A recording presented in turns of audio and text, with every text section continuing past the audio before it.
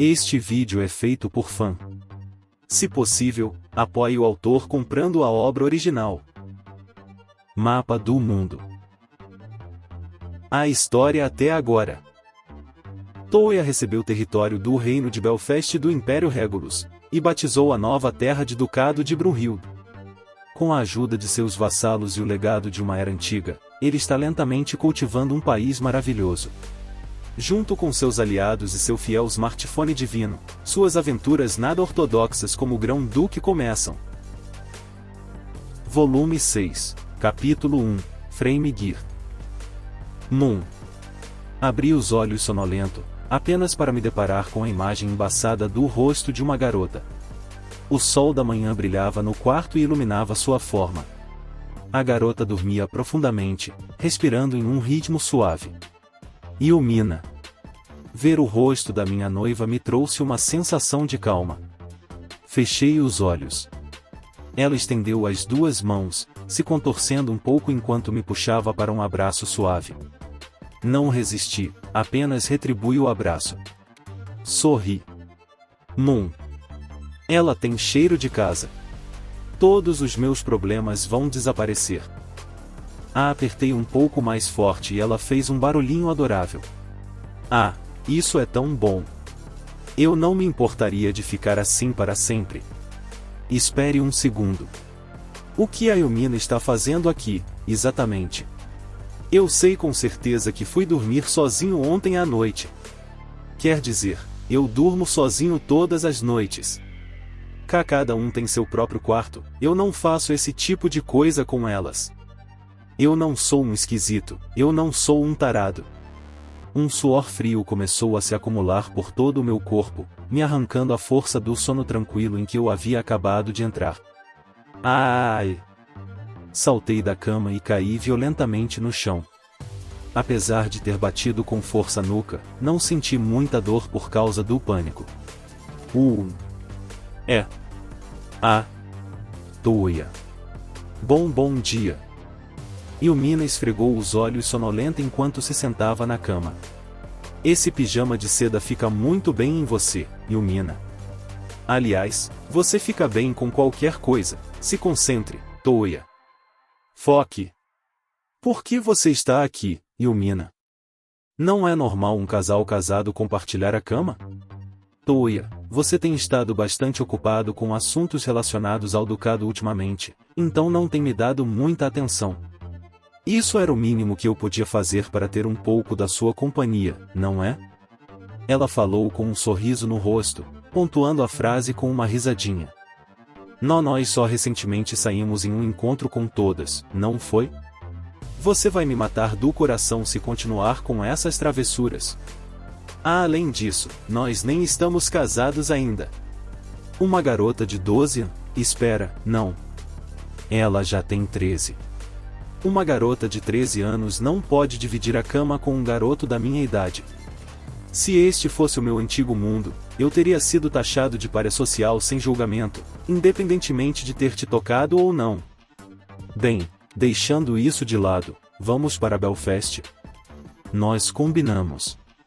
Vou me arrumar, te vejo em breve. Yumina pulou da cama e veio até mim.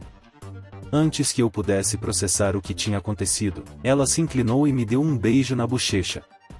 Uá! Se aproveitando do meu desânimo, Yumina saiu alegremente do quarto. Ela era rápida. Mas me deixe deixar uma coisa bem clara. Eu não encostei um dedo nela.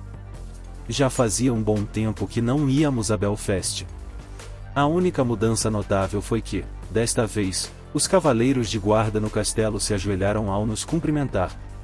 Não me senti muito à vontade com isso, mas não disse nada, pois provavelmente já tinham decidido que era assim que deveriam se comportar comigo. A essa altura, eu já era o Grão-Duque de Brunhild havia meses, mas ainda não estava acostumado com a forma como as pessoas me tratavam por causa disso. Avançamos mais pelo castelo e finalmente encontramos a rainha Yuel. Ela estava sentada em um sofá e parecia bastante relaxada. A barriga dela estava enorme. Ela devia estar no 8º mês de gravidez. Yumina, Toia. Bem-vindos. Como você está, mãe? Não se sente mal, não é? Yumina se aproximou cuidadosamente da mãe e tocou-lhe delicadamente a barriga. Um bebê iria nascer dali em 1 ou 2 meses. Era uma sensação estranha. Mesmo assim, esse era o milagre da vida. Onde está o rei? Olhei em volta, mas não consegui ver nem sinal dele. Eu o havia avisado com bastante antecedência que faríamos uma visita, então pareceu um pouco estranho. Se você estiver procurando por ele, vai encontrá-lo no campo de beisebol. Eles derrubaram parte da muralha do castelo no Distrito Oeste, nivelaram o terreno e construíram um campo inteiro, explicou a rainha Yuel, com um sorriso divertido no rosto. Então eles fizeram um campo de beisebol. Droga, eu queria ter essa capacidade de motivar as pessoas. Mas tive a impressão de que o projeto foi menos motivado pela preocupação com o entretenimento do povo e mais porque o rei queria se divertir. Eu estava interessado em conferir, então deixei o Mina para trás e atravessei um portal. E lá estava, um maravilhoso campo de beisebol ocupando um terreno que antes não tinha nada de interessante. Uau, é como se fosse de verdade. Sua Majestade e vários de seus companheiros de equipe estavam reunidos em volta do monte, conversando animadamente. Sobre o que será que eles estão falando? Toya, meu rapaz. Você chegou na hora certa, venha para cá. O que está acontecendo aqui? O rei me notou e imediatamente me conduziu até lá. Fiquei me perguntando o que ele queria. Se a bola entrar na zona de home run depois de quicar, ainda é considerada um home run? O que você está perguntando exatamente? Por que isso de repente? Não é como se eu soubesse. Eu só jogava beisebol no ensino fundamental mesmo. Peguei meu smartphone e pesquisei o que ele queria dizer. Vamos ver. Regras do beisebol. Um kick. Um home run. Ah, entendi. É duplo pelas regras do campo. O que é isso? Sabe, foi uma rebatida de 2 bases. Entendi, então vamos continuar. O quê? Você acabou de entender isso?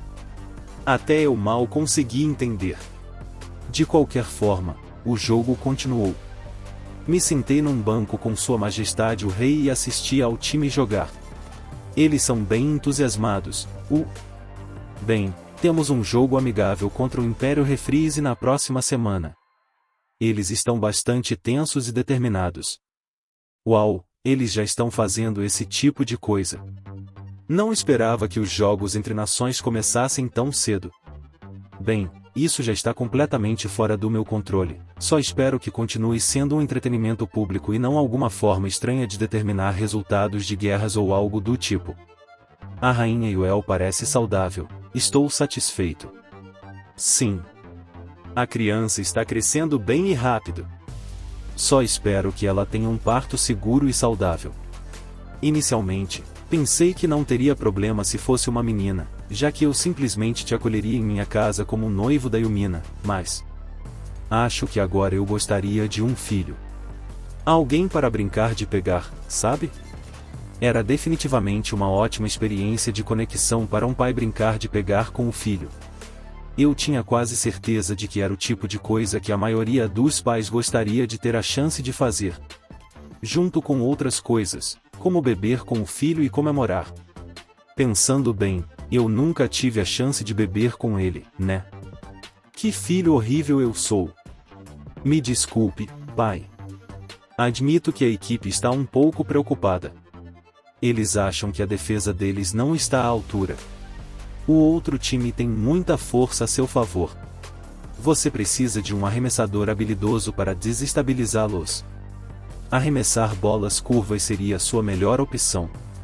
Bolas curvas? Os olhos do rei brilharam com faíscas ardilosas. Droga! Por que fui abrir minha boca? Era tarde demais, o estrago estava feito. Ele estava me perguntando sobre bolas curvas. Eu cedi e expliquei que uma bola podia ser curvada sem intervenção mágica. Os habitantes deste mundo já haviam estabelecido uma regra tácita de nunca usar magia em competições de força física.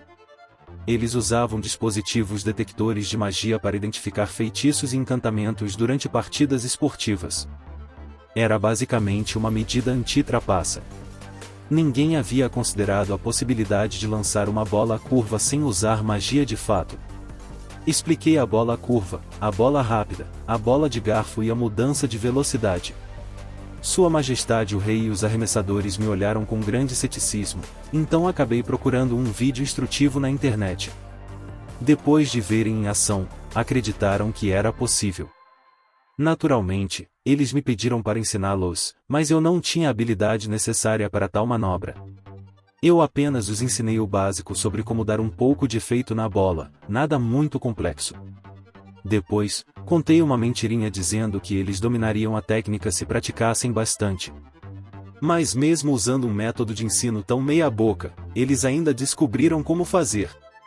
Isso deu a eles uma vantagem injusta sobre Reprise, então imaginei que teria que ir ensinar os jogadores do Império a fazerem o mesmo. Que saco! Quando Yumina e eu voltamos de Belfast, fomos recebidos por Kougyoko. A ave mergulhou e pousou no meu ombro. Meu soberano, recebi uma atualização de um dos meus olheiros. Oh! Encontraram alguma coisa? Não tenho certeza se é esse o caso. Eles encontraram uma estrutura triangular de 4 lados. É feita de um material estranho, preto como a noite mais escura. Estrutura triangular de 4 lados.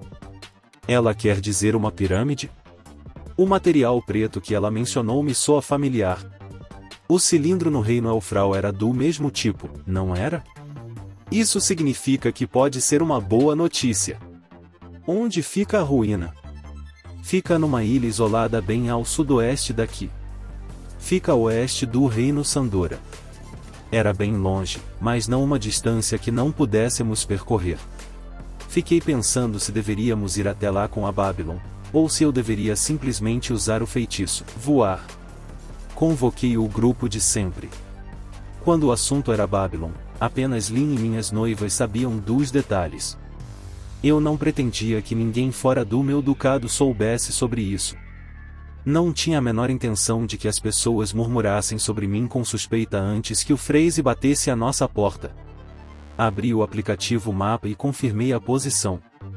Lin olhou para o mapa, murmurando algo enquanto verificava a localização da ilha. É uma ilha bastante pequena. Pode até ser menor que Brunhild. Tem alguém morando lá?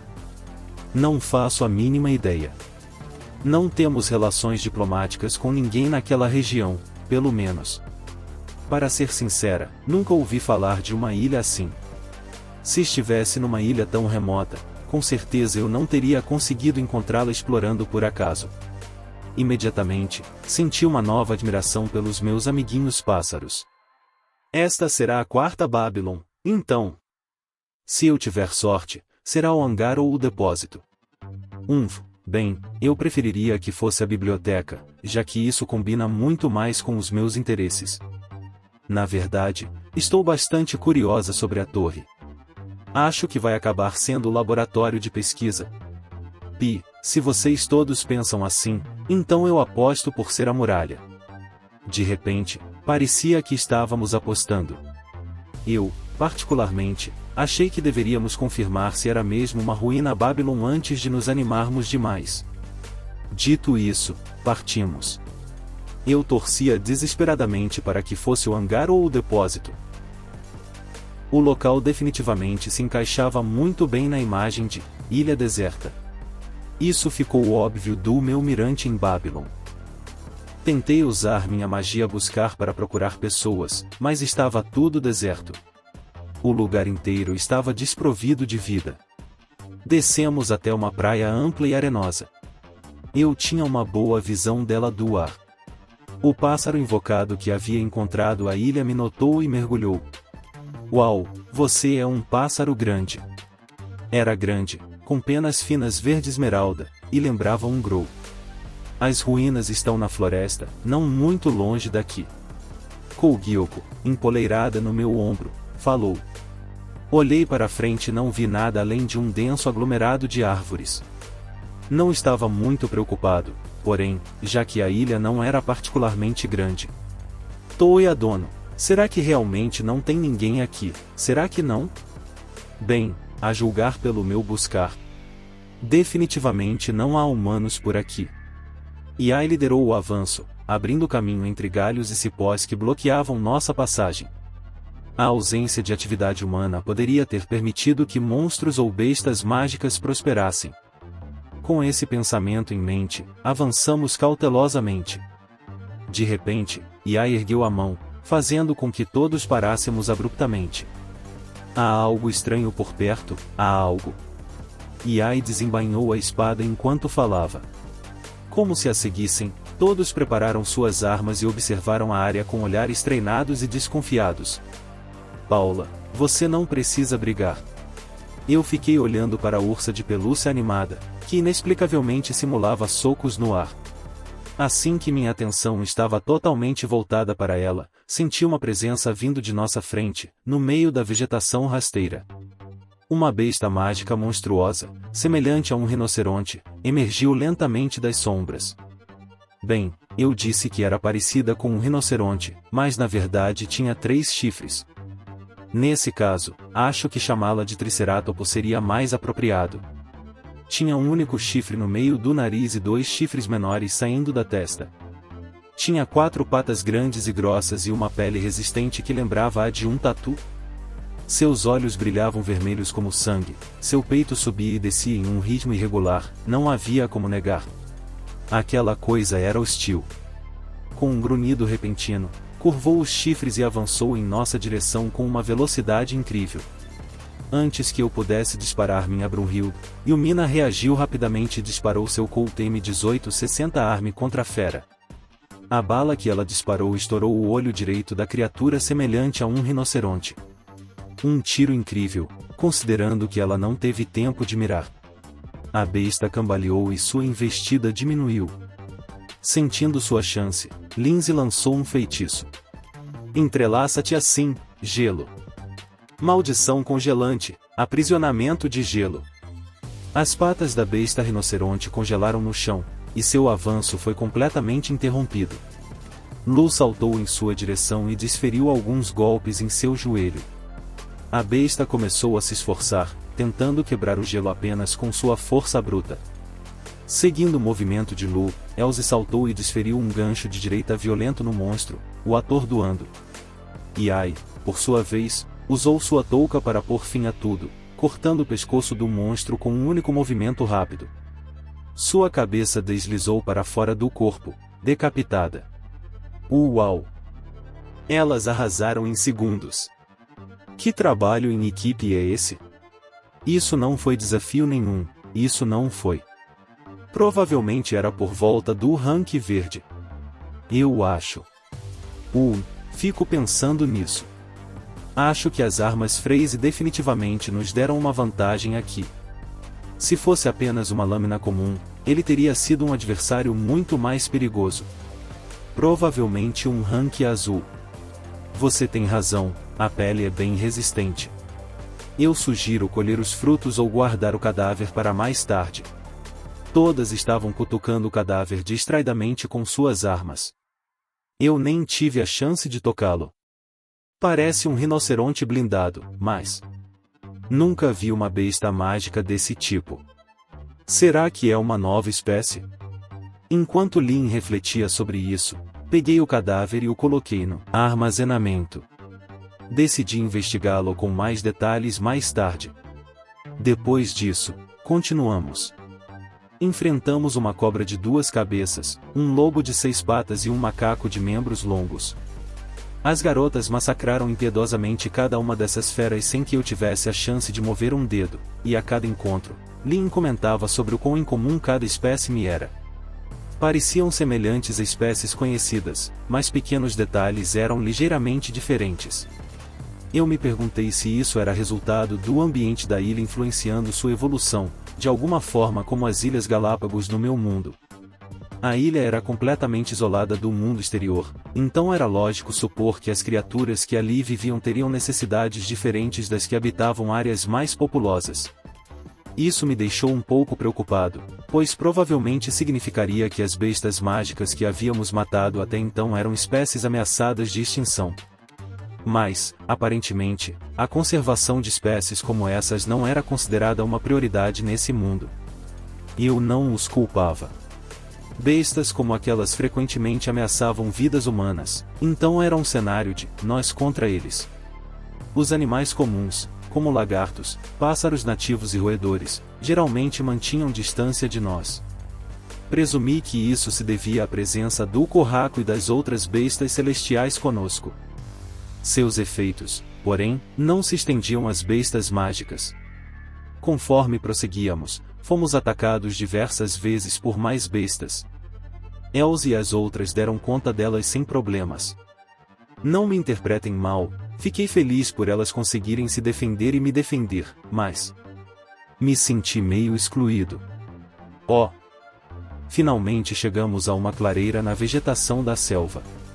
Bem ali, como se estivesse nos esperando, estava uma pirâmide de obsidiana. Parecia ter cerca de 8 metros de altura, e cada lado media aproximadamente 10 metros de comprimento. Estava coberto de trepadeiras e era, como se não tivesse sido tocado há muitos anos. A estrutura em si, porém, estava completamente intacta. Não faço a mínima ideia de onde fica a entrada disso. Dei a volta, mas não consegui enxergar muita coisa por causa da vegetação densa que cobria a estrutura. Que chato, vou dar um jeito nisso. Venha a mim, fogo. Espiral giratória, tempestade de fogo. Um vórtice de chamas envolveu a pirâmide. Eu assumi o controle disso, tomando cuidado para não queimar nenhuma árvore ao redor. As trepadeiras foram reduzidas a cinzas com pouca resistência. Tudo o que restava agora era a grande pirâmide preta. Observei atentamente e notei um sulco fino, semelhante a uma costura, ao longo de sua superfície.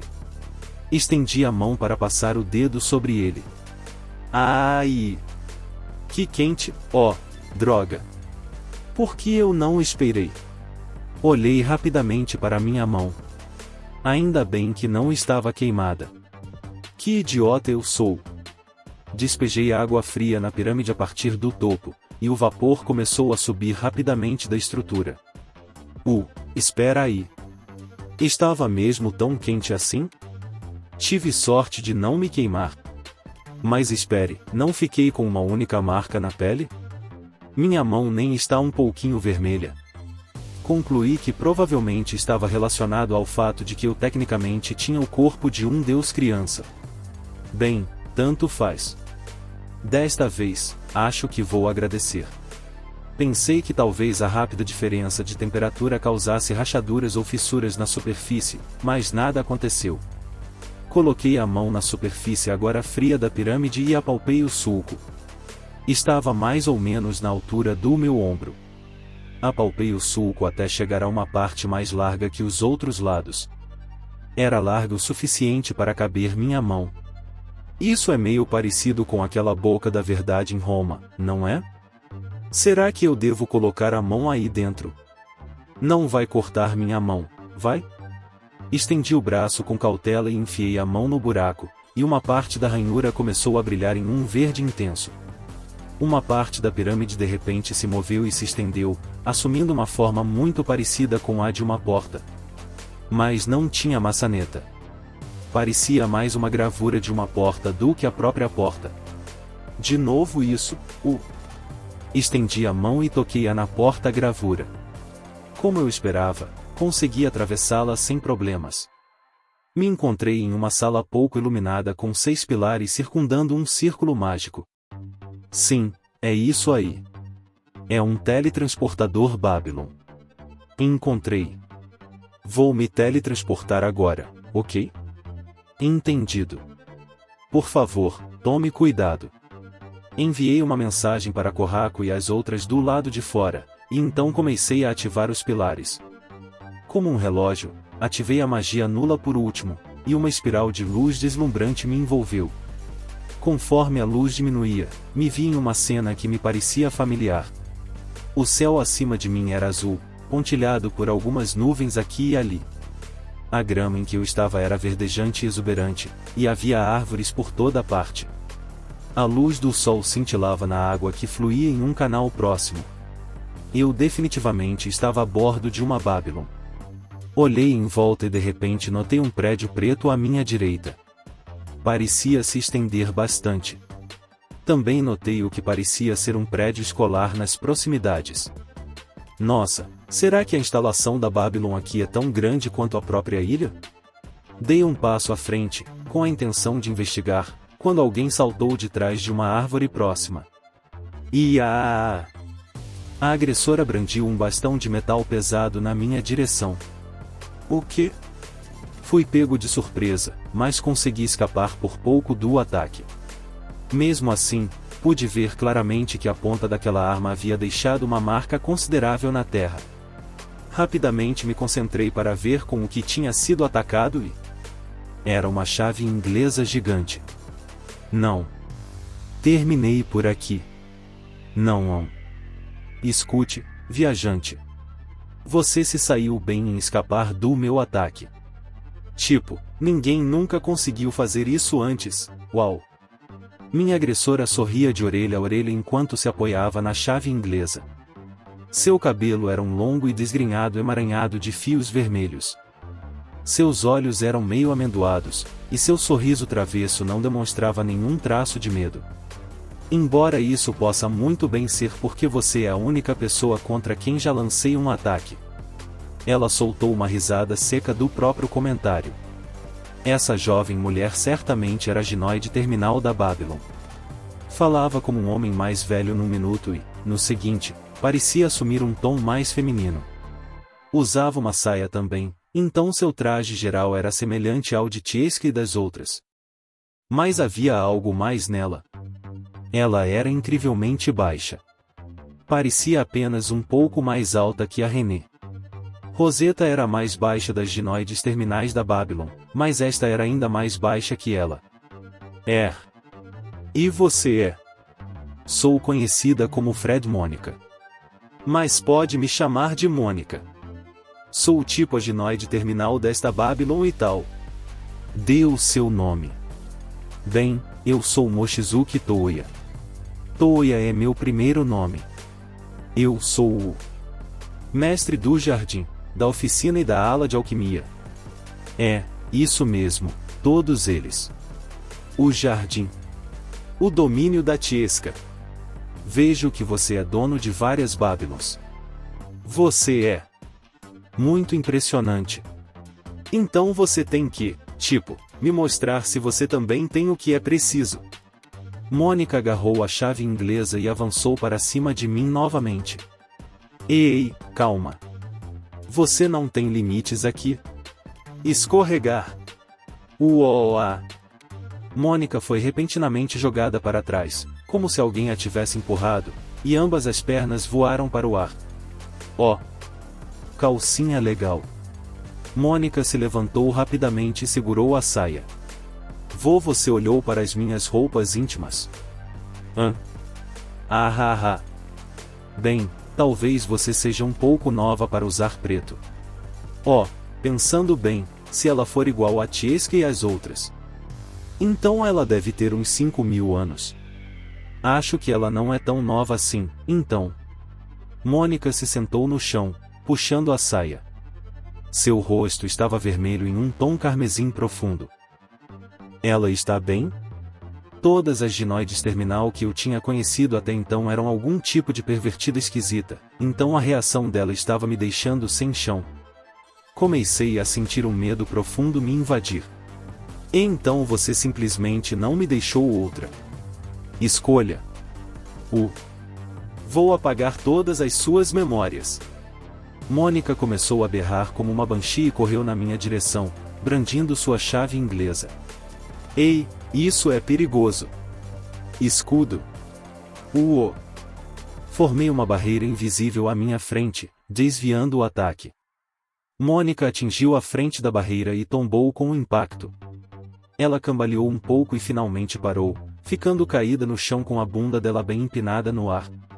Sua saia, naturalmente, estava completamente levantada, e sua calcinha estava totalmente exposta. Sua roupa íntima era bem adulta, no geral. Era preta e adornada com tiras de renda. Por fim, ela se esticou para fora, rolou de costas e ficou lá, estendida como uma estrela do mar. Sua calcinha ainda está aparecendo. Que azar me assola hoje. Estou completamente perdida. Ela fungou um pouco ao declarar sua derrota. E então, de repente, senti uma onda de culpa me invadir. Do ponto de vista de um estranho, pareceria que eu intimidei uma criança, levantei a saia dela e a fiz chorar. Eu não queria que as coisas terminassem assim. Muito bem, Ua. Você foi aceito como um indivíduo compatível. Doravante, Fred Mônica, aparelho número 28, está sujeita aos seus desejos, uaa. Por favor, pare de chorar. Isso soa terrível enquanto você chora. Eventualmente, as lágrimas pararam. Ela me chamou do chão. Mestre, por favor, me ajude a levantar. Peguei Mônica pela mão e a puxei para cima.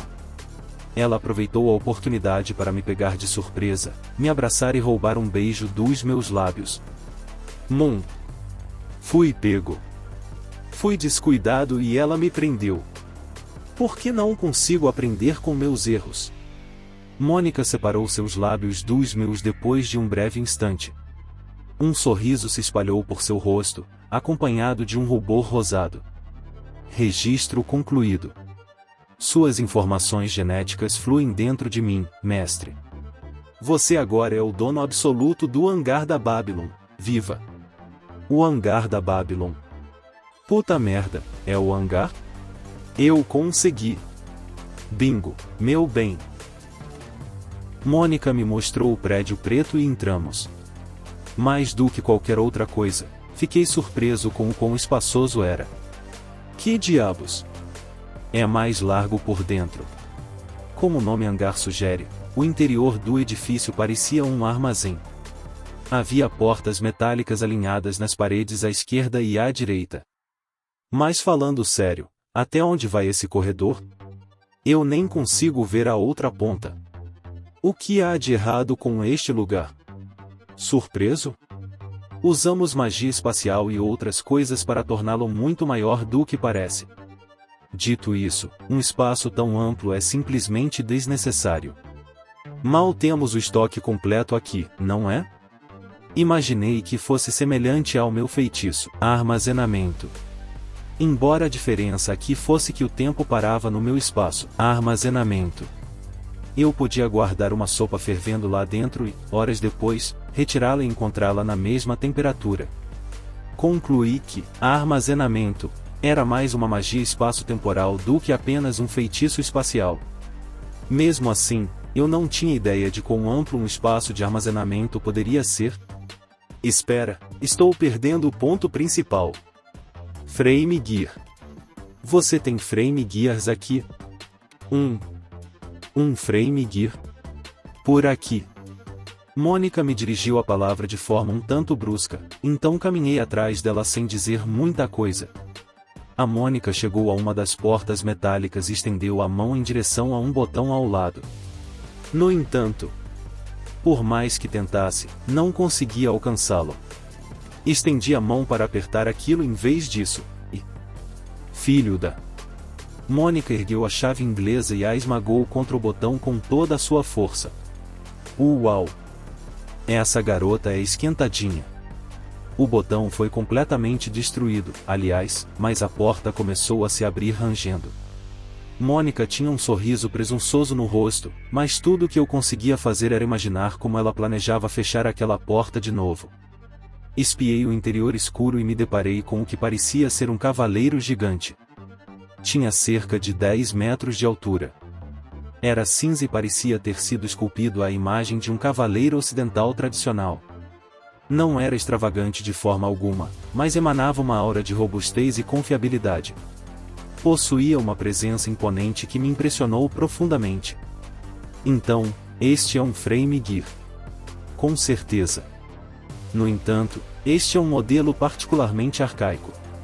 Tipo, uns 5.000 anos atrás, a gente planejava produzir essas belezinhas em massa se a guerra piorasse. Espera, esse é um dos produzidos em massa? Fiquei surpreso, não parecia tão barato assim.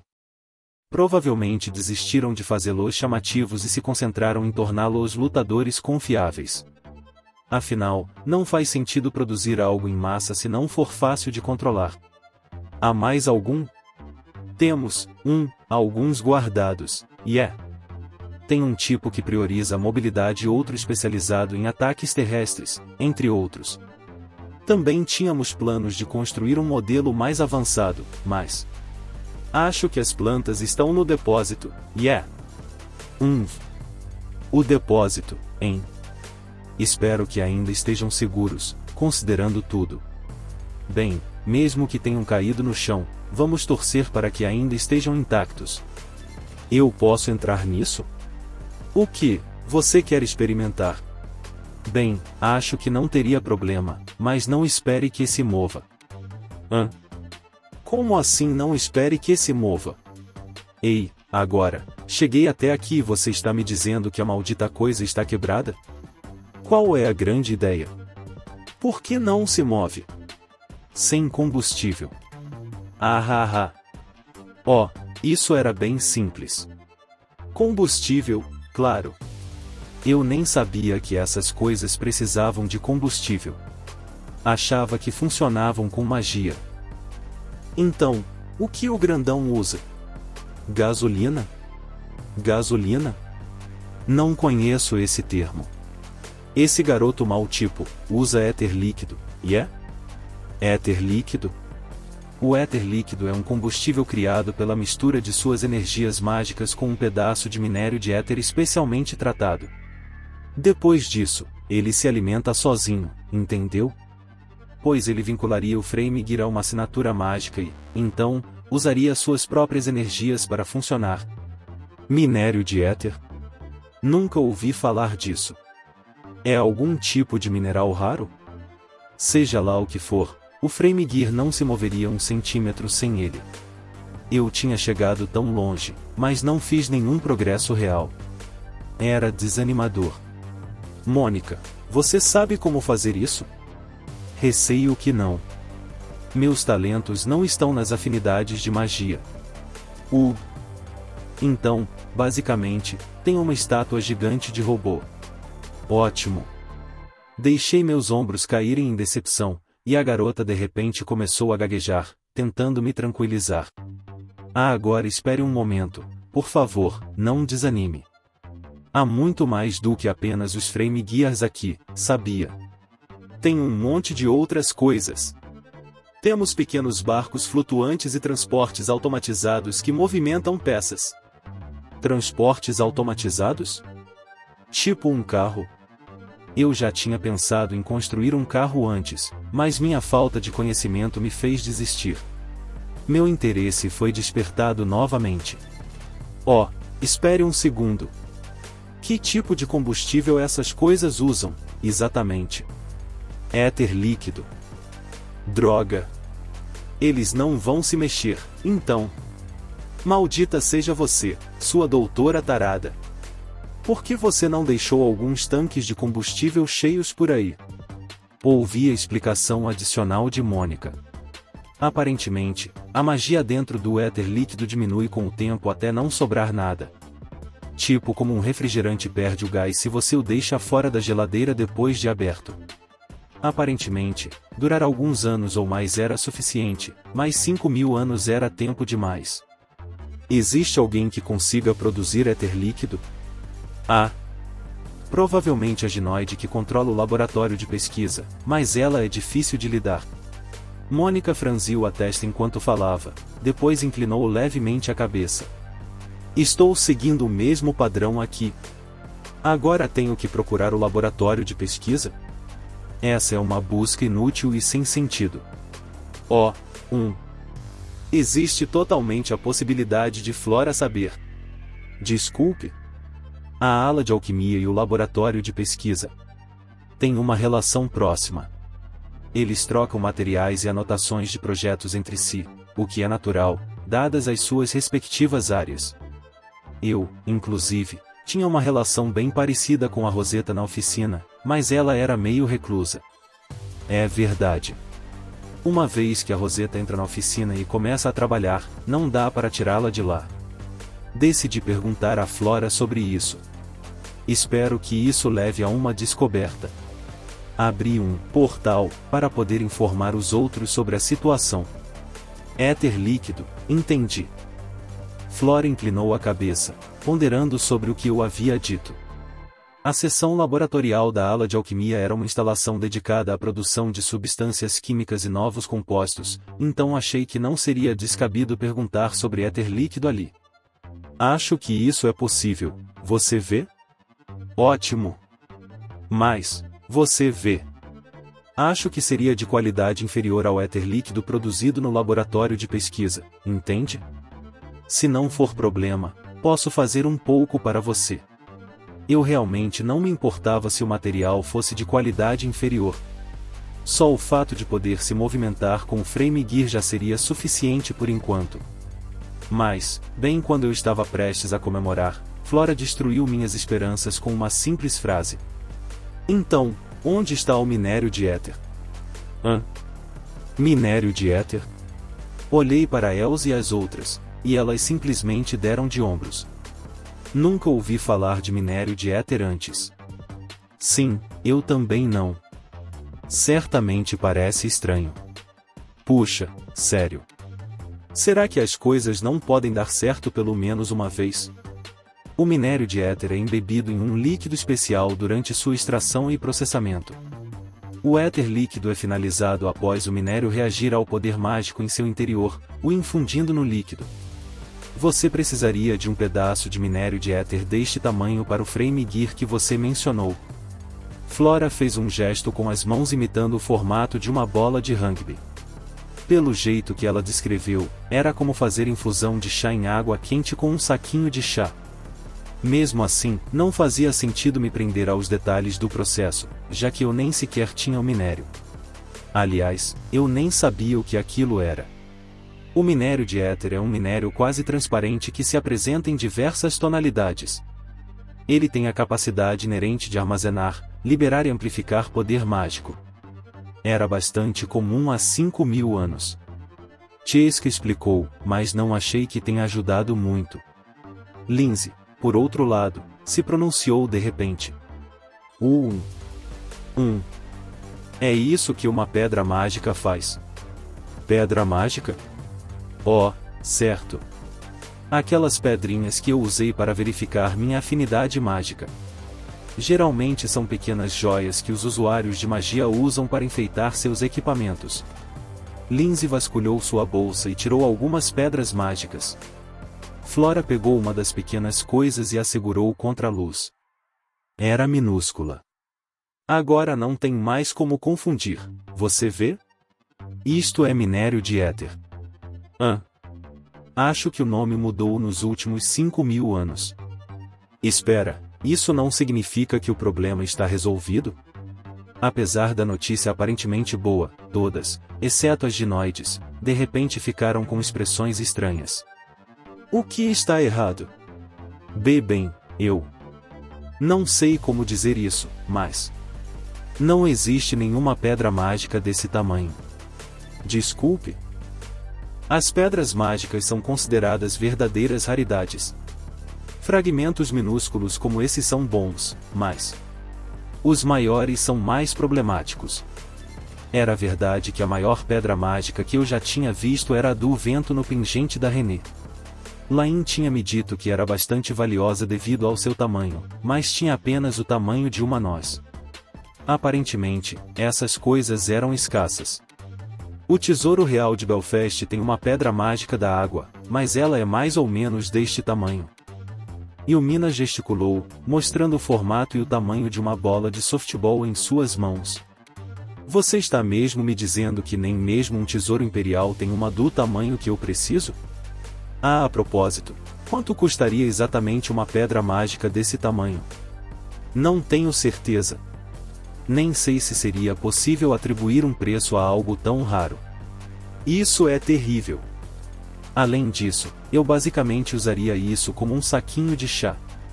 Se eu espremesse até o limite para fazer o éter líquido, ele se transformaria em lixo? Teríamos que jogar fora algo tão valioso? Meus sonhos estavam sendo destruídos aos poucos. E ai, que vi o desespero se espalhando pelo meu rosto, de repente se pronunciou. Toeadono, você não pode usar seu feitiço buscar para encontrar uma pedra do tamanho certo, você não pode? O quê? Eu não tinha certeza disso. Posso procurar algo enterrado no subsolo? Espera, na verdade, eu encontrei aquela ruína no deserto, não encontrei?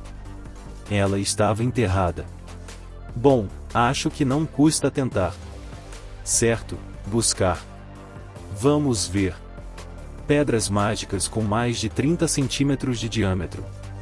Vários marcadores apareceram no mapa dos territórios ocidentais. Isso foi mais fácil do que eu esperava. Verifiquei rapidamente se algum daqueles marcadores estava dentro do território de Brunhild. Por sorte, havia exatamente um. Afinal, eu não estava muito interessado em procurar itens absurdamente valiosos em território alheio. Muito bem, vamos desenterrar as pedras mágicas. Viva! Para ser sincero, eu já estava cansado de ficar correndo por aí. Muito bem, vamos começar a cavar. Parei no local e arregacei as mangas. Eu estaria cavando com magia, mas ainda assim parecia a coisa certa a fazer. Eu sabia que aquele era o local da pedra mágica que eu precisava, mas não tinha ideia de quão fundo ela estaria. Bem, acho que não tenho escolha a não ser cavar. Comecei a cavar o chão com magia de terra. Lancei, voar, e, em seguida, movi a terra revolvida para o lado com levitação. Encontrei várias camadas grossas de pedra à medida que cavava mais fundo, mas perseverei. Cavei bastante, mas ainda não tinha chegado à pedra mágica. Para ser sincero, estava começando a ficar um pouco preocupado. Não queria encontrar um reservatório subterrâneo ou algo do tipo. Com o tempo, as pedras começaram a mudar de consistência. Algumas delas brilhavam, então parei de cavar e me aproximei para verificar. Encontrei pequenas joias avermelhadas misturadas com a pedra e a terra. Fiquei pensando se seriam fragmentos de pedra mágica. Isso provavelmente significava que eu estava perto. Acho que estou quase lá. Vou ter um pouco mais de cuidado a partir daqui. Comecei a cavar mais devagar, até que finalmente desenterrei uma grande pedra preciosa vermelha. Seria esta? Não queria danificá-la, então comecei cuidadosamente a remover a terra e as pedras ao redor. Aos poucos, a pedra mágica enterrada foi completamente libertada de suas entranhas rochosas. Não era muito grande, no geral. Eu havia designado meu buscar para abranger qualquer coisa com diâmetro maior que 30 centímetros, então poderia ter qualquer tamanho acima disso. Ainda assim, era melhor que não fosse muito grande, senão teria sido mais difícil de retirar. Usei levitação para retirar a pedra mágica de fogo. Ela era realmente considerável. Minha avaliação inicial estava errada. Tinha mais de 50 centímetros de diâmetro. Possuía o brilho e a beleza de uma gema incrível. Espere. Eu não poderia ganhar uma fortuna extraindo materiais preciosos como esses? Reconsiderei imediatamente. Me lembrei do que Kousaka me dissera sobre não depender das minhas habilidades superpoderosas para gerar renda para o meu país. Não era algo em que eu quisesse pensar, mas quando eu finalmente morresse, o país entraria em decadência se dependesse exclusivamente de mim. Seria melhor evitar obter grandes lucros relacionados às minhas habilidades específicas, para que a população não se tornasse dependente. De qualquer forma, o desenvolvimento da nação estava indo muito bem. Talvez eu possa usar esse método para encontrar a matéria-prima para um frame gear. Mas dificilmente consigo completar todo o processo de extração do metal do minério. Mesmo vendendo isso, ainda ganharíamos muito dinheiro, no entanto.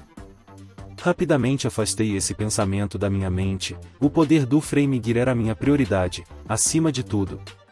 Eu não podia ser egoísta, e precisávamos da pedra mágica para terminar o trabalho. Com isso, tapei o buraco e fui para casa. Nossa, é bem grande, você vê. Levei a pedra mágica de volta para a ala de alquimia, e Flora ficou bastante surpresa. Acabei usando modelagem para dividi-la ao meio, já que não havia motivo para usar tudo. Decidi que a outra metade poderia ser guardada como reserva, caso cometêssemos algum erro. Flora disse que levaria cerca de 1 mês para ficar pronto. Depois disso, voltei para o hangar. Me dirigi para a garagem com o Frame Gear, que parecia um cavaleiro, e notei que a porta ainda estava aberta. O botão estava quebrado. Eu sabia. Entrei na garagem e o cavaleiro cinzento estava parado exatamente onde o havia deixado. Sentido. É o mestre. Mestre? Me virei bruscamente ao ouvir a voz atrás de mim. Rosetta e Mônica estavam lá. Rosetta vestia seu macacão de trabalho habitual, mas Mônica havia trocado de roupa e agora usava um uniforme camuflado. Também não era exatamente do tamanho certo. Aquela boina na cabeça dela fazia parecer uma soldado das forças especiais. Como sempre, a lógica por trás da mente de uma ginoide era estranha para mim. E aí, vocês duas? Já se passaram 5.000 anos, Sam. Portanto, achei prudente realizar uma manutenção de rotina, Sam.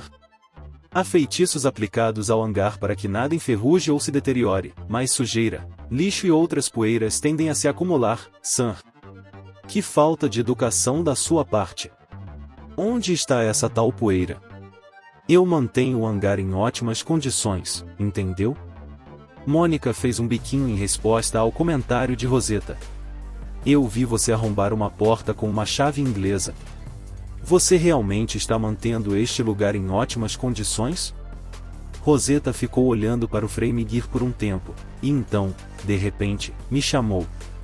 Não podemos ativar isso, Sam. Mas você gostaria de se sentar na cabine de comando mesmo assim? Sim, acho que gostaria de tentar. Assim que respondi, Rosetta subiu na estrutura. Ela escalou dos pés até os joelhos, em seguida, até um apoio lateral. Ao chegar ao peito, empurrou um pequeno painel. Um som de assobio ecoou e uma escotilha se abriu de repente. Oh!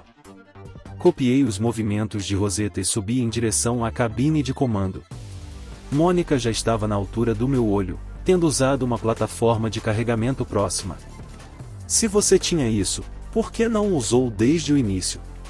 Olhei para dentro. Havia um assento de couro com aparência confortável no meio, com um manche de cada lado. Havia alguns indicadores que eu não entendia muito bem, alguns painéis e uma infinidade de interruptores e polias. O design me pareceu bastante retrô, então não consegui compreendê-lo completamente. Entrei e me sentei. Era até bem confortável. Havia pedais sob meus pés, que imaginei serem para fazê-lo andar. Assim que entender o básico, você conseguirá fazê-lo funcionar, Sam. Depois disso, o aprendizado será simples, através da experiência. Pare e me dê 20 minutos da sua atenção. O próprio aparelho irá escanear suas ondas cerebrais e se ajustar de acordo, Sam. Até um bebê consegue fazer isso, Sam. Sim, tipo, Então basicamente os pensamentos e experiências do piloto vão influenciar o quão bem ele pode funcionar, entendeu? Se o piloto não for um lutador experiente ou algo assim, ele não vai fazer muito mais do que se mover, ok? Fazia sentido. Então, mesmo que o piloto se tornasse habilidoso em controlar o robô, ele ainda estaria limitado por suas próprias experiências. Nesse caso, os melhores pilotos seriam soldados ou cavaleiros. Perguntei a Rosetta sobre isso, e ela disse que dependia do Frame Gear. Aparentemente, havia unidades que respondiam melhor a magos, e assim por diante. Parecia que eu teria que escolher o piloto com base em suas características individuais em relação à unidade. Espero conseguir fazê-lo funcionar em breve. vai levar um tempo para me acostumar, mas quero aprender o básico o mais rápido possível. Saltei da cabine de comando do Frame Gear e caminhei até Rosetta.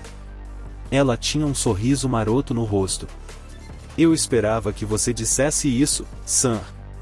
Por acaso, fiz algo em segredo para você. Rosetta, de repente, fez uma pose. Eu não fazia ideia do que ela estava fazendo. De repente, me perguntei se esse segredo era o motivo de ela estar tão reclusa na oficina ultimamente. Rosetta nos guiou até a oficina. Lá dentro, encontramos dois objetos estranhos que pareciam orbes em formato de ovo. Eles tinham mais ou menos o tamanho de um carro pequeno. Pareciam ovos brancos, mas eram claramente de design mecânico. Se você puder dar um minuto para me ouvir, Sam. Esta é uma simulação de Frame Gear de última geração, Sam. Eu a chamo de Frame Unity. Com um pouco de entusiasmo, Rosetta me explicou sua criação. Frame Unity. Então, espere, isso é um simulador? Isso significa que eu posso replicar a experiência de controlar um Frame Gear? Rosetta tocou na lateral de uma das esferas em forma de ovo, e a parte da frente se abriu para baixo. O que vi lá dentro era praticamente idêntico à cabine do Frame Gear na garagem do hangar. E isso funciona? Sim, Sam. Não é alimentado por éter líquido. Funciona com sua energia mágica, porque não precisa se mover fisicamente. Bem, acho que faz sentido. Aparentemente, o éter líquido dentro de um Frame Gear sincronizava o poder mágico do fluido com o poder mágico do piloto. Isso fazia com que a máquina se movesse em sincronia com os pensamentos do piloto. Imagino que isso tornava o piloto o cérebro do mecha, e o éter líquido, os nervos. E não parava por aí, também. O líquido era uma espécie de catalisador para reações mágicas incríveis que também operavam o reator central da máquina. Rosetta e Flora me explicaram tudo, mas eu não entendi nada. Eu não tinha muita inclinação para as ciências. O melhor era simplesmente dizer, foi um mago que fez isso, e seguir com o meu dia. Segundo as garotas, meu poder mágico era tão vasto que talvez eu conseguisse mover um Frame Gear sem éter líquido, mas para testar isso, elas precisariam construir um modelo único do zero. Na verdade, já existia um Frame Gear com essas especificações exatas, mas as plantas estavam. Você adivinhou, no depósito. Mesmo assim, a perspectiva de construir meu próprio Frame Gear que funcionasse apenas com minha magia era tentadora. Muito bem, vamos experimentar esta simulação. Espiei lá dentro e, com certeza, era idêntico à cabine de comando do Frame Gear. Rosetta fechou a escotilha e uma fraca luz verde preencheu a área. Me copia, Sam? Rosetta? Eu te escuto perfeitamente. Primeiro as primeiras coisas, Sam. Ligá-la. Toque no painel central bem à sua frente. À minha frente. Isto. Toquei num pequeno painel, mais ou menos do tamanho de um bloco de notas B5, e vários indicadores começaram a acender. Havia 3 monitores grandes. Um estava à minha frente e os outros 2, à minha esquerda e à minha direita, respectivamente. Todos eles também começaram a acender. Fiquei bastante impressionado com o fato de ser operado por tela sensível ao toque. A estética retro tinha me enganado. A simulação me mostrou com uma altura considerável. Fiquei pensando se os Frame Gears realmente me retrataria com essa altura. Olhei ao redor e vi uma vasta planície, com o que parecia ser uma floresta ao longe. Você mesmo projetou este espaço? Não, Sam. O que você está vendo é uma área simulada com base em informações visuais coletadas de todo este país. Ahá, eu estava me perguntando por que me parecia tão familiar. Apesar de ser apenas uma imagem na tela, parecia tão real. Vamos começar caminhando, sentido. Pise devagar no pedal direito. Alterne esse movimento com uma pisada no pedal esquerdo. Depois disso, você vai andar tranquilamente, Sam. Fiz como me foi dito, e a unidade começou a se mover lentamente para a frente. Uau, isso está tremendo e tudo. Se você quiser se mover, basta deslocar seu centro de massa. O frame gear se moverá para a esquerda ou para a direita de acordo com seus movimentos. Se quiser se mover para trás, então alivie a pressão no acelerador. Se você deseja correr, pise no pedal até o fundo, Sam. Oh meu! Isso é interessante. Caminhei, me virei e dei alguns passos para trás. Ele reagiu perfeitamente, como se respondesse aos meus caprichos.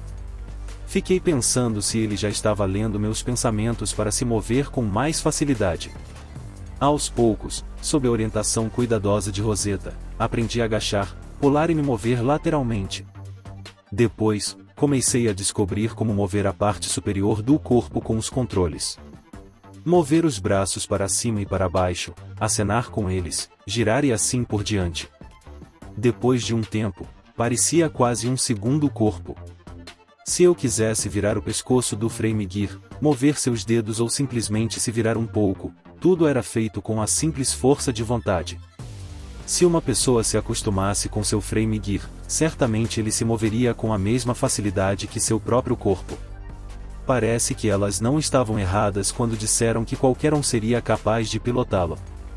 Enquanto eu me acostumava com o frame gear, a ponto de conseguir dar um pulinho, um salto e um pulo em uma perna só, outro robô apareceu de repente na minha frente.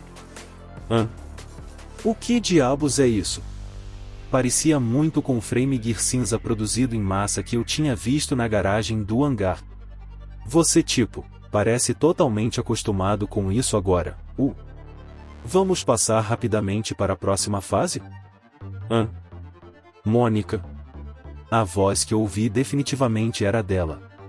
Isso devia significar que era ela quem estava no frame gear.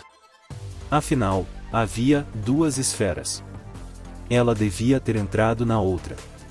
Duas espadas cinzentas e lisas caíram repentinamente na minha frente e na frente de Mônica, respectivamente. Agora vamos tentar uma demonstração de combate real.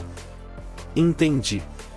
Então o verdadeiro motivo de haver duas esferas era para o modo multijogador. Estendi a mão para a espada e a segurei com firmeza. Muito bem, vamos lá. Apesar de ser mais um ambiente de realidade virtual com cara de jogo, a sensação era de estar dentro de um frame gear de verdade. Era realmente a ferramenta de treinamento ideal. Isso só me deixou ainda mais ansioso para experimentar a coisa real. É isso, pessoal, esse capítulo termina aqui. À sua direita, o próximo capítulo, é claro, se o mesmo já tiver sido lançado. Ou o vídeo recente. À sua esquerda, um vídeo que o YouTube recomenda para você. Deixe seu like, comente, compartilhe, se inscreva no canal para ser notificado sobre novos capítulos.